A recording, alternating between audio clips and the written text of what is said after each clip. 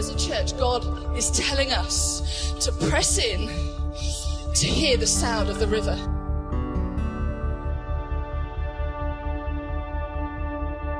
There is a sound of two rivers coming together. And as the rivers come together, it means that God is waiting to rest his anointing on a group of people who will host his presence in a way that people will come from all over the world to come and find healing, supernatural healing, which will heal people's inner wounds in such speed that's impossible, because the presence of God is resting on his people who are faithful and who have sought him.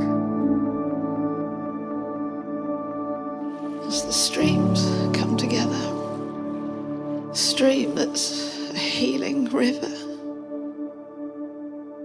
straight from heaven, means God is asking something of us as a church.